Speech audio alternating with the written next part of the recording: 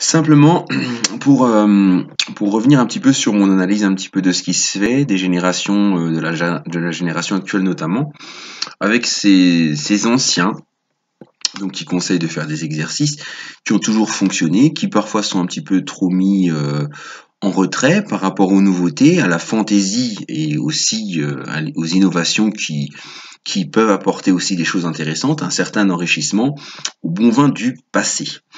Maintenant, il faut pas se méprendre, bien sûr. Alors ça, c'est de façon globale. Vous pouvez pas être fort dans tous les domaines. Personne n'est un expert dans tous les domaines. Donc, on peut être fort dans 2, 3 domaines dans la vie, mais on peut pas être fort dans 10 domaines différents, surtout si on pratique pas. L'expérience amène des subtilités que la théorie pure ne peut pas apporter. Donc, si vous êtes un bon dessinateur, vous ne serez pas forcément un bon professionnel en bodybuilding. Si vous êtes un bon menuisier, vous ne serez pas forcément un bon nageur de compétition. Alors ne mélangeons pas tous les domaines, si vous voulez bien, et ce n'est pas parce qu'on a un gros point fort, notamment qu'on gagne beaucoup d'argent, que l'on sait tout. Donc ça, c'est quelque chose sur lequel je voulais vraiment insister, parce qu'on a, notamment dans le domaine le plus fragile, parce que le plus subtil de la religion, on a des gens qui sont bons dans des domaines et qui élargissent la chose en pensant que parce qu'ils sont bons dans un domaine, ils connaissent tout de Dieu, finalement, et là est une grave erreur. Dieu n'est pas un domaine, n'est pas un domaine de connaissance, bien évidemment, donc il faut rester, bien sûr, méfiant et prudent face à tous ces gens qui vous disent qu'ils sont capables de définir ce que c'est que Dieu. Dieu, par définition, est indéfinissable réellement, puisqu'il est tout-puissant et qu'il dépasse absolument tout. Donc il n'a pas de définition stricte. Donc écrire un bon bouquin ne veut pas dire connaître Dieu. Bien évidemment. Avoir une certaine science ne veut pas dire avoir toutes les connaissances. Je peux très bien écrire un bon roman sans être un bon roman policier sans être un bon policier moi-même dans le quotidien. Comme je peux écrire un bon livre de musculation sans être un bon pratiquant de musculation au quotidien. Donc je pense qu'il ne faut pas faire l'amalgame dans tout ça et puis bien respecter les qualités et les capacités de chacun de façon à pouvoir avoir un partage enrichissant et un partage oxygénant, oserais-je dire, un partage qui permet finalement d'agrandir la liberté du groupe et de l'individu en même temps. Respecter les domaines de chacun, c'est apporter plus d'oxygène dans un groupe, c'est agrandir justement la liberté du groupe et de l'individu en même temps. Par contre, étouffer l'individu en faisant croire que l'on maîtrise des domaines que l'on ne maîtrise pas, ça pour moi c'est justement ce qu'on peut appeler un mauvais youtubeur. C'est quelqu'un effectivement, comme l'a dit Frédéric Delavier, qui passe son temps uniquement dans le négatif, dans la mauvaise dénonciation, qui n'apporte rien de concret, qui ne construit pas, qui n'enseigne rien. Ce qui n'est pas mon cas parce que malgré les quelques oppositions que j'ai pu avoir, j'ai toujours enseigné et surtout renseigné, parce que moi-même j'en ai tiré un profond enseignement, notamment pour l'histoire qu'il y a eu avec Anthony Bessala. En 7 mois, je pesais 80 kilos et j'étais sur la scène. Donc j'en ai tenu un très bon enseignement et j'ai vraiment progressé justement grâce à cette opposition, à cette confrontation qui était en négatif au départ. J'ai su justement le transformer en positif. Donc ça, je l'ai montré en vidéo, ça a été constructif. Donc il y a eu l'observation, il y a eu l'analyse et il y a eu l'action. Donc je réponds toujours effectivement sur ces 3 thèmes d'observation, d'analyse et d'action et je n'en fais jamais défaut. Malgré tout ceci, bien sûr, s'il y a mensonge, je dénonce, comme je l'ai montré. Enfin, c'est plus une information qu'une dénonciation, mais finalement, ça rime comme une dénonciation, puisque je dénonce effectivement un mensonge. Un mensonge public qui, quand même, c'est important de dire les choses telles qu'elles sont. Donc, ce n'est pas être un mauvais youtubeur ou une mauvaise personne que de dénoncer un mensonge. Bien au contraire. Donc, voilà. Donc, sur ce, je voulais rebondir un petit peu sur ça, puisque moi aussi, je suis comme vous, je suis spectateur, donc je regarde aussi un petit peu les vidéos.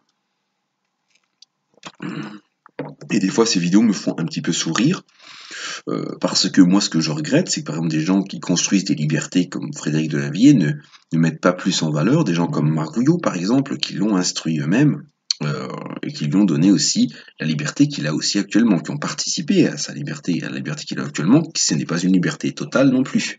Comme je lui ai rappelé, il ne connaît pas tout, il ne maîtrise pas tout.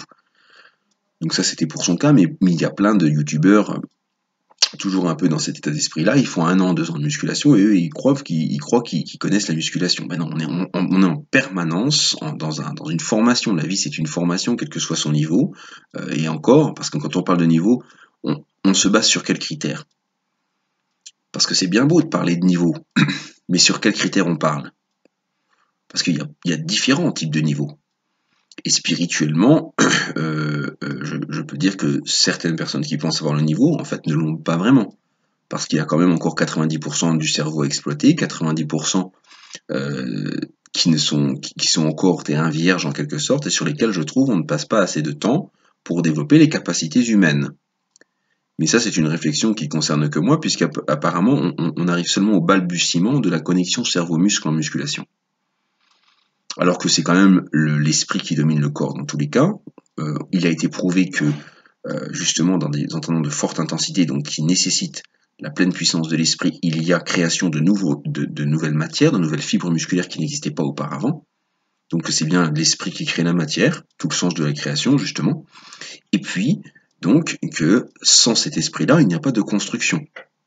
Alors, ce qui me surprend, c'est qu'on ne passe pas plus de temps à l'étude de ces 90% du cerveau non utilisé restantes.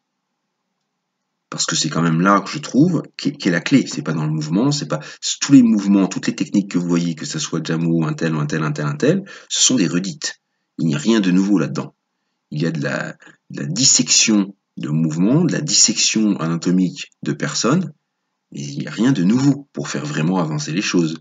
Ça vous aide à clarifier votre esprit, pour avoir un esprit à la rigueur plus serein quand vous abordez un entraînement. Donc là, félicitations à eux, c'est très bien ce qu'ils font, mais ils ne font pas avancer le schmilblick, ils ne font pas avancer la capacité d'exploration des 90% du cerveau qui reste encore à explorer.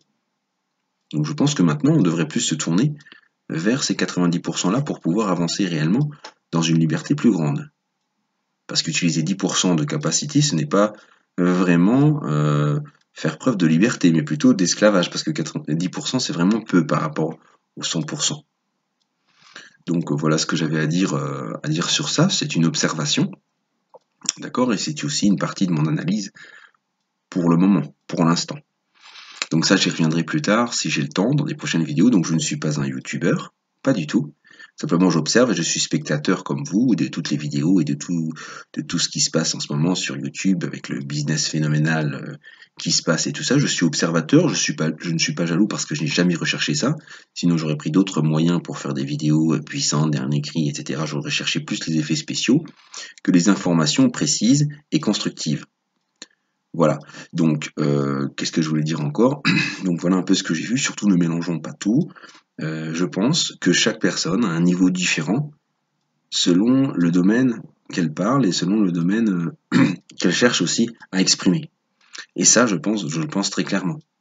Maintenant, il y a beaucoup de vidéos qui sont inutiles, effectivement, sur Internet. Quand je regarde les vidéos d'Anthony Bessala, je ne vois pas une seule vidéo utile là-dedans, parce que ça n'enseigne rien de concret. Je regarde les vidéos de David Bech, c'est pareil, je ne vois rien de concret là-dedans, et ça n'enseigne rien, il n'y a pas d'enseignement réel, il n'y a que de la méchanceté, il y a du bâclage de mouvement, enfin il n'y a rien de concret, pourtant j'ai regardé, puisque ce sont des gens qui ont voulu parler de moi, donc je me suis intéressé à eux également, par un respect d'équité, et je n'ai rien trouvé d'intéressant. Donc là j'en témoigne, c'est pas plus de la dénonciation que ça, c'est simplement le fait de dire, attention, effectivement, comme a dit Frédéric Delavier, ne suivez pas des gens qui ne sont que dans ça, qui ne sont que dans le mal, qui n'apportent pas de lumière, qui n'apportent pas d'enseignement. Inutile. Donc là-dessus, je suis d'accord avec Frédéric Delavier. Par contre, bien évidemment, je ne suis pas d'accord quand il se permet de définir Dieu, alors que je pense qu'il ne lui arrive pas à la cheville. Je suis très clair et très sincère avec ça. Voilà pourquoi je ne suis pas d'accord avec lui. Mais pour le reste, pour ces livres anatomiques et tout ça, moi je trouve ça très intéressant, même si le premier livre, comme a dit Marc Vouillot, était faux, et qu'il a revu ce livre-là, puisqu'il y avait des erreurs dedans. C'est pour ça qu'il y a eu plusieurs éditions, et ça, bon, bien sûr, il va pas trop le dire. Voilà, donc il l'a revu, il s'est amélioré, et c'est parfait. Donc question de ça, ce côté artistique-là, je l'ai trouvé dans aucun autre livre. Effectivement, et moi-même, je suis un consommateur de Frédéric Delavier, je vais acheter son livre. Voilà, donc dans ce domaine-là, chapeau à lui, effectivement, moi j'aime bien, c'est une référence, etc. J'aime bien sur ça. Maintenant, quand on essaie de le joindre, même de lui poser une question, c'est pire que le lièvre et la tortue, la réponse on peut l'attendre longtemps, et ça c'est bien dommage, parce que faire avancer les choses, hein, comme Jésus de Nazareth lui-même avait fait, Jésus de Nazareth, quand on lui posait une question, il répondait toujours. Même s'il y avait une personne parmi des milliers qui lui posait, et même s'il avait des milliers de questions, il prenait toujours son temps de répondre à toutes les questions. Et ce n'est pas le cas de Frédéric Delavier, qui aimerait bien aussi éclairer les gens. Donc pour éclairer les gens, il faut aussi répondre aux questions. Analyse, ça c'est mon analyse hein, de ce genre de comportement. Parce que bon, une fois qu'on n'a plus d'argent, qu'on n'a plus rien, et qu'on passe de l'autre côté, alors c'est différent parce que là, bizarrement, on a tout son temps de répondre.